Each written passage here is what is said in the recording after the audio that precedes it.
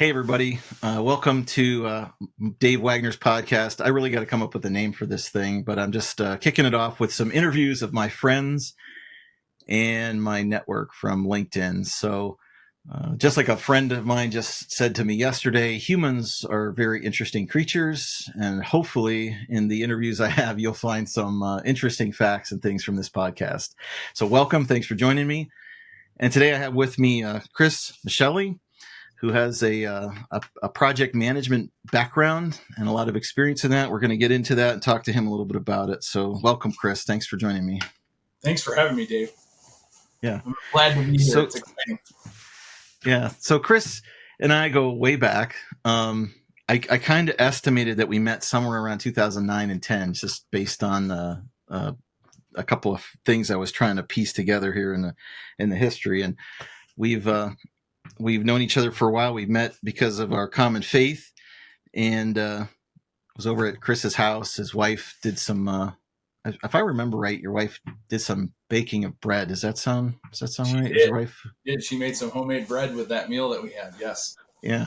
And I think my wife went home and said, I don't know if I'm ever going to be able to make bread like that, because it was really good. It was really good. So it's amazing that you can have a meal like that and it sticks in your head.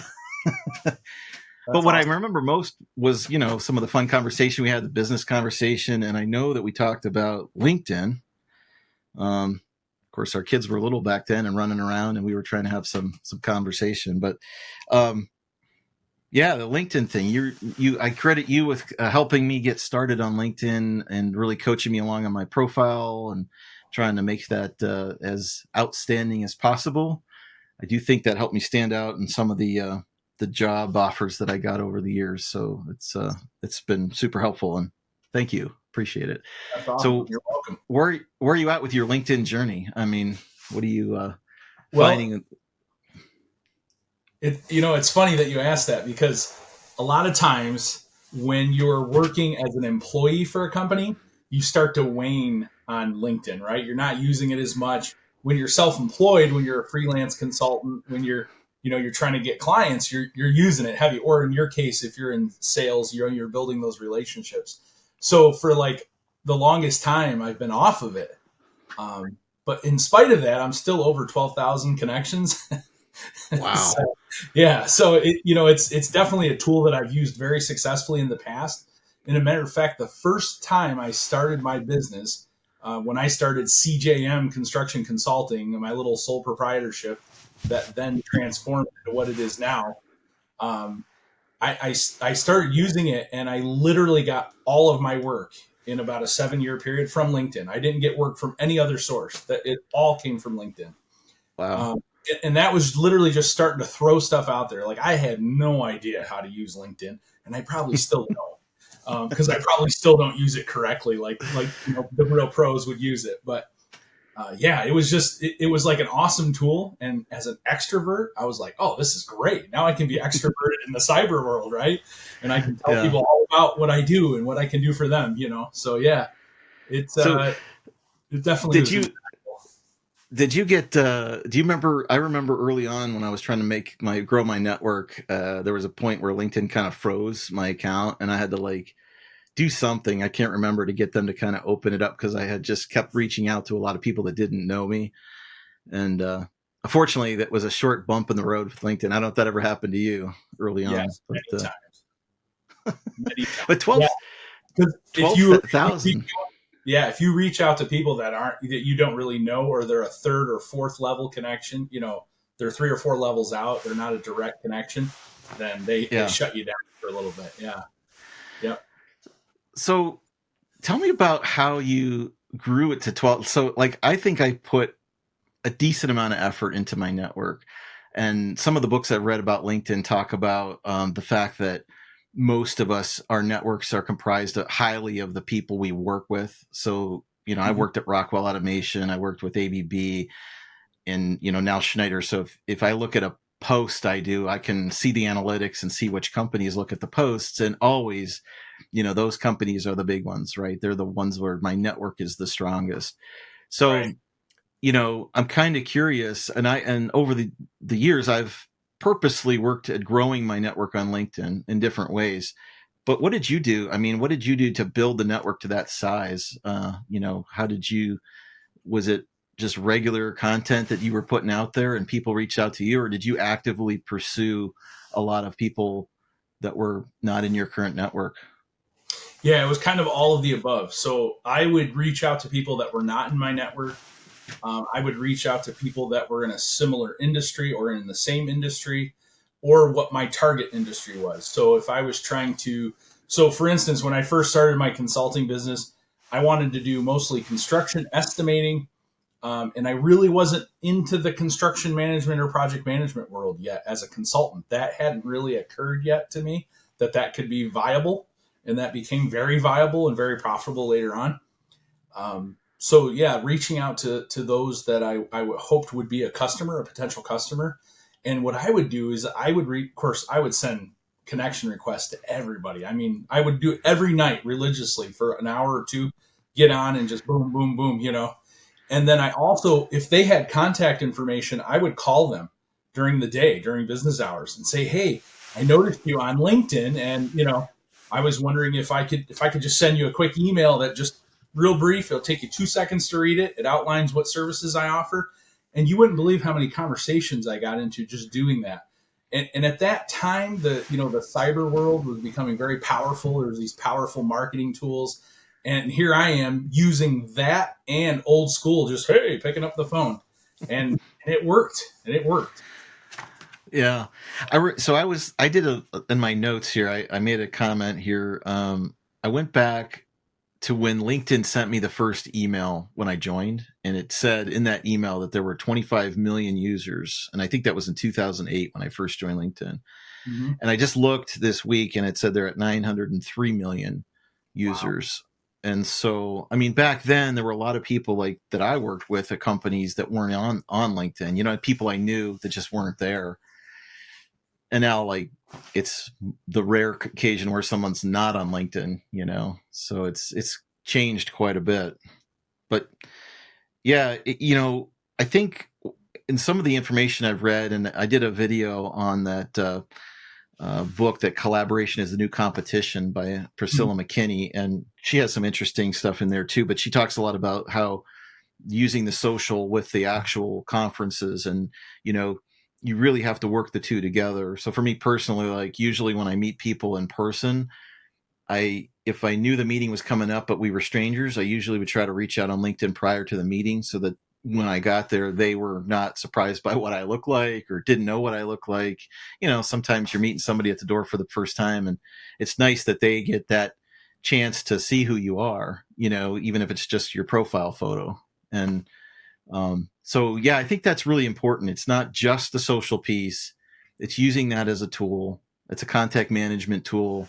It's a way to stay connected as people move into different roles, but either way, it does take work to grow the network for sure, Yeah. So that's cool.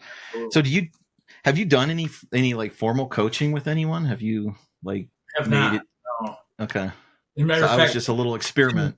yeah, LinkedIn contacts me every once in a while and asks me to be part of different research things they're doing because I have so Yeah. many connections, and I'm just kind of a dumb guy. So like, how's this dumb guy have all these connections, right? I think they're trying to figure that out, right? And it's like, Yeah.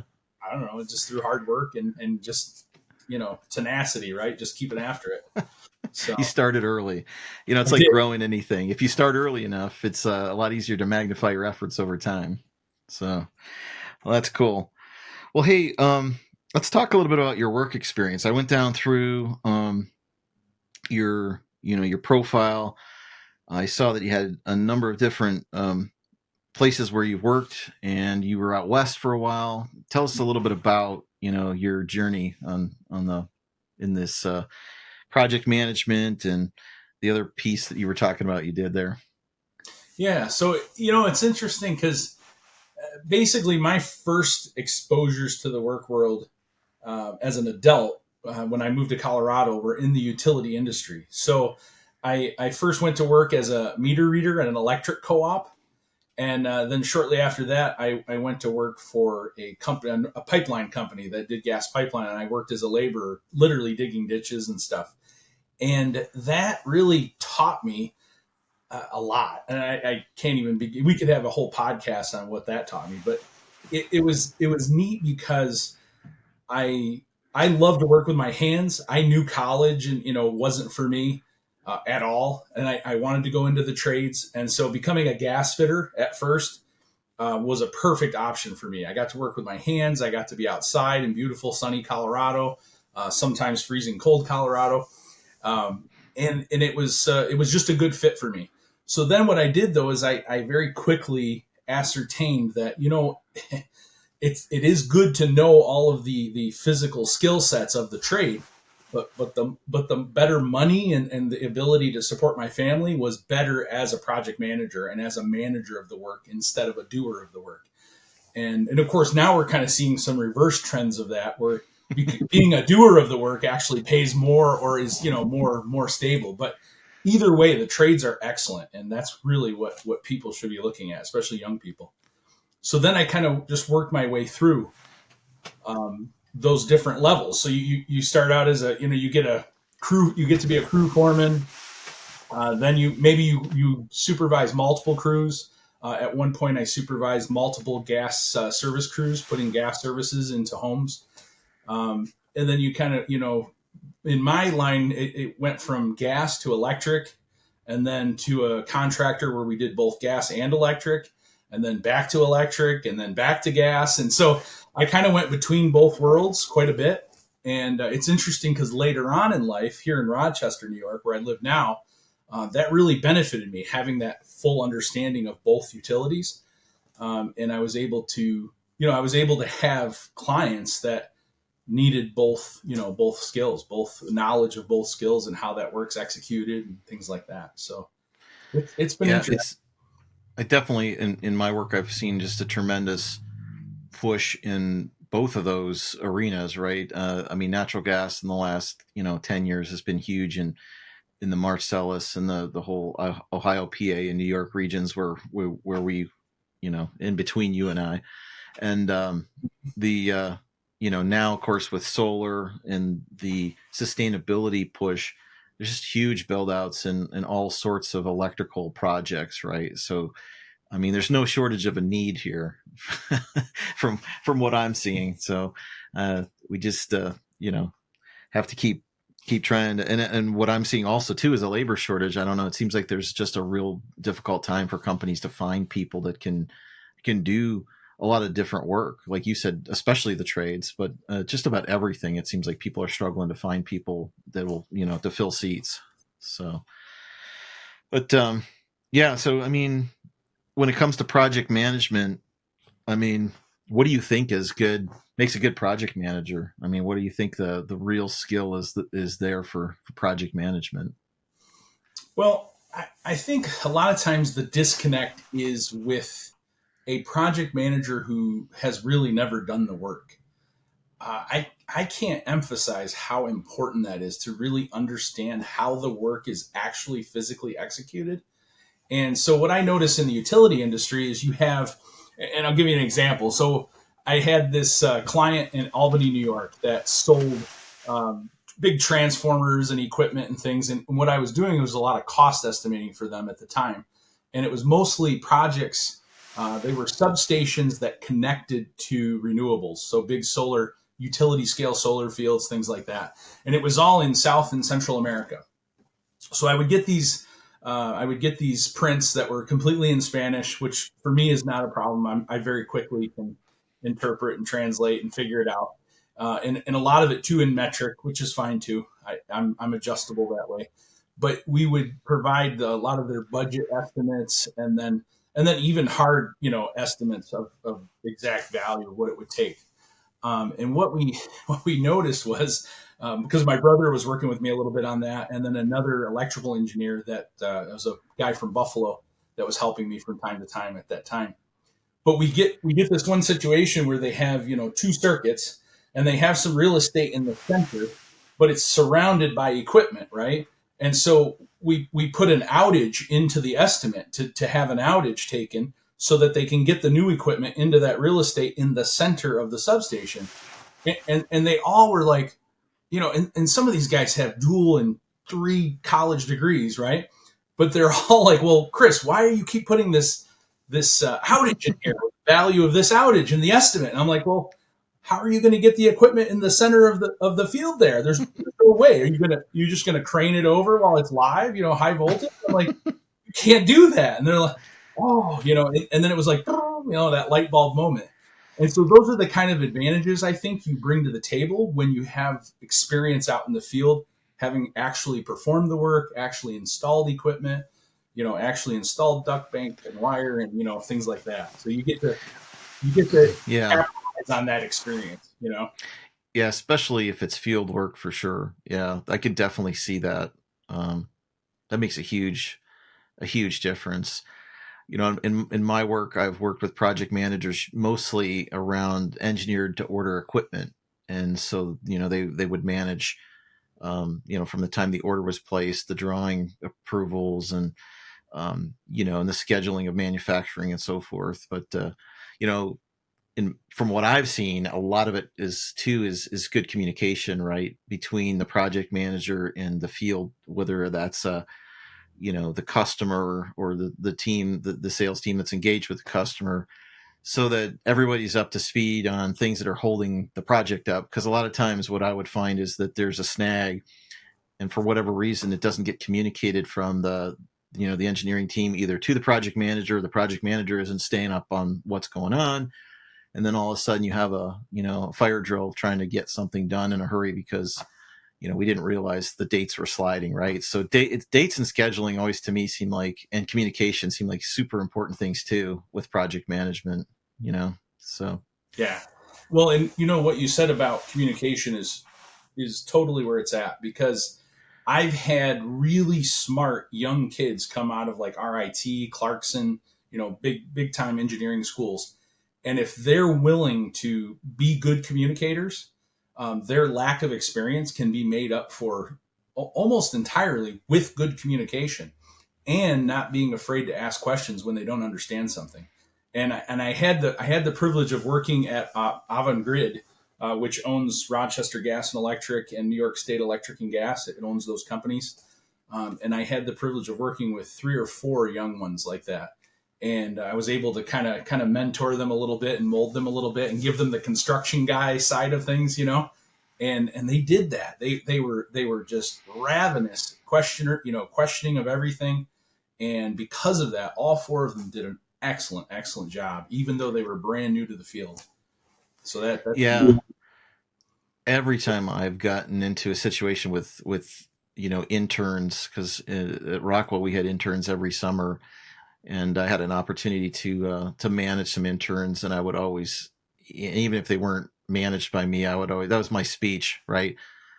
Never assume that like everyone in the room already knows the answer to the question you're thinking, right. because a lot of times even the experienced people are thinking the question, but they're afraid to ask it because they have the experience and they're thinking, I don't understand this.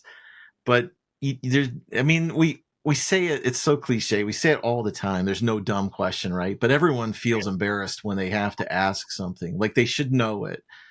And if you can just get over that, I mean, uh, you know, so I'll tell a little story too. Like, when I started at Rockwell, I was kind of, it was all new to me, all the people and all the different products and software and services and everything, and you don't know the jargon. There's all these acronyms that everyone's using, and you're kind of taking notes, trying to say, okay, so someday after this meeting's over, I'm going to ask somebody on the sidelines, like what all this stuff means. And after about 3 months, I remember somewhere in like 3 to 6 months, I was paying more attention to the questions other people were asking. And I started realizing that all the questions I had were being asked by people that had been there longer than me. And I was like, wait a minute. I just assumed all the people around me knew this stuff. And Right. now I'm realizing like everybody's got the same questions I'm thinking, So, I got to start asking more questions because I was just embarrassed. Right. And so I didn't. But it's just human nature. We just feel like if we ask a question, it makes us look stupid. But I mean, I think most of the time people are super excited to answer someone's question when they ask it, as long as it's not provoking for some Yeah. reason. But Yeah. most aren't, right? You're just asking, hey, why do we do this? Why do we do it this way? And then sometimes it's good to question it. Maybe there's a better way to do something, and we just didn't think of it. So that's pretty cool. So you're working now. So to continue this thought about your career. So tell us a little bit about the company you're managing now. Okay. I think it said you were the vice president. Yeah. I think is what it Yeah. said. The head cook and bottle washer, right? So Yeah. so my wife and I have a consulting company called Infrastructure Cost Management Inc. And we basically, it stemmed from the original little company we started, CJM Construction Consulting. We formalized it, formed an S corp and became that entity. And we basically offer full construction and project management for both the utility industry and vertical construction. So the building of utilities and the building of actual physical upright vertical buildings. And we've gotten a lot of experience in the past working with architects, working with utility companies, doing everything from cost estimating to inspection and verification to construction management to whatever's needed. And then we've even done some consulting too, where we've done basically like operational excellence. Where, for instance, we had a paving company that hired me to come in and look at their operations, and hey, he's like, hey, tell me where we can become more organized, where we can cut costs, where we can invest more, where we should invest more in our people, in our equipment, whatever it might be. And then also developing systems to make the business more organized, to organize the way we do the work, the way we cost estimate it, all of that. And in that role too, it was kind of neat because I got to help him install a new cost estimating software, and do all kinds of stuff. And it was very satisfying, very satisfying. Yeah. And when you're an outsider going into that, it's really cool because if you can come off as, hey, I'm really trying to help you guys, and I'm really here to hear from the employees, because sometimes the employees, they kind of put their guard up a little bit at first, right? They're like, well, why is this guy here? Is he Mm-hmm. going to tell the owner that, hey, we don't need this guy? And I'm like, no, that's not at all what we're doing here. This is literally to help you guys be more streamlined and to do a better job and to be more effective. And if you can put people at ease when you come into that situation, it's highly beneficial, because then they start unloading on you where the operational inefficiencies are, right? And so that's kind of what happened there. And it was good. It was all positive. It was very positive.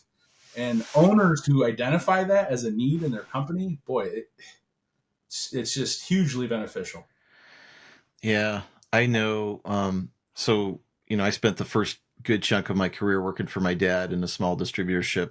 It was about 18 or 19 years. And um, at one point, I had an opportunity to meet with a consultant who was pretty high level. It was an introduction from a business partner that I was working with at the time. I was on a business trip down in Texas, and we got together for dinner.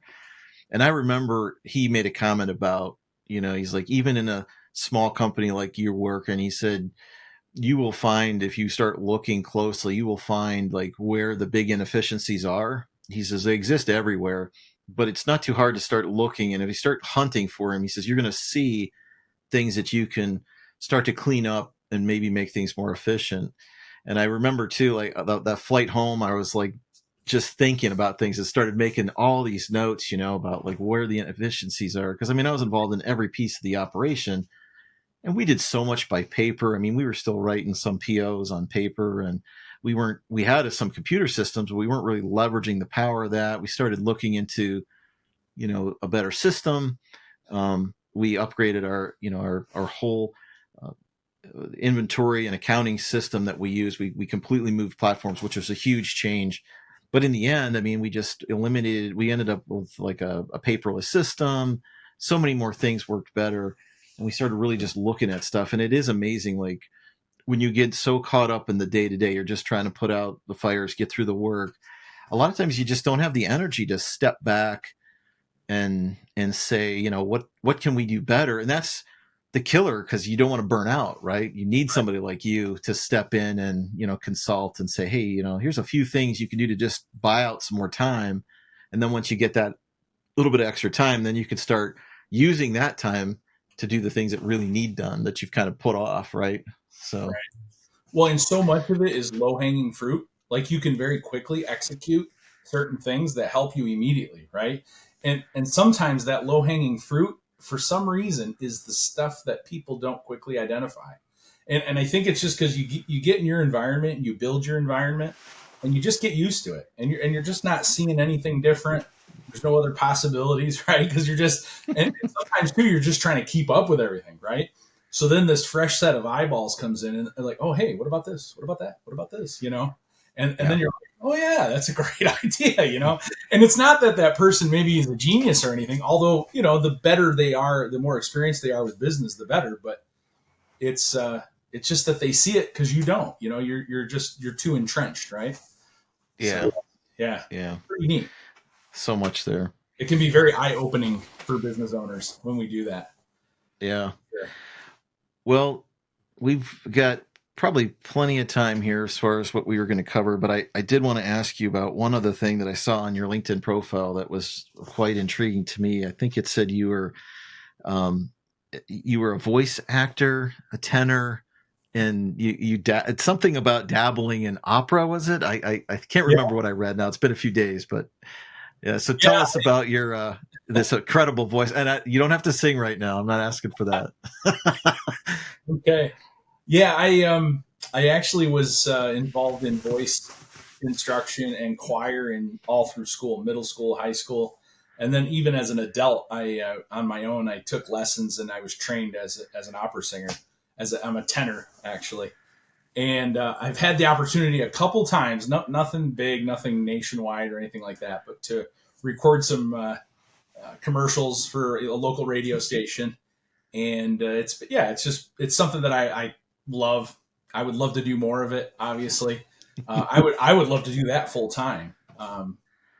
It would be Well, really fun. But maybe somebody in our network is connected to Disney or one of those companies, and you'll get a phone call on that score. You can become one of the next animated characters' voices. there you go. You seem to Uh, have to be famous for that now, but that's okay. yeah.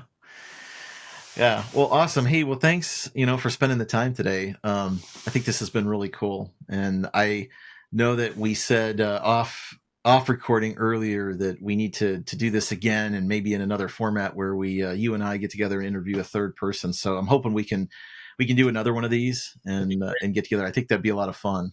So let's do that. So Okay. anything else you wanted to talk about before we wrap it up, or Just that one of the things that I appreciate about you, Dave, is I'm going to say this, is that you always bring a positive spirit to everything you do, and I really appreciate that.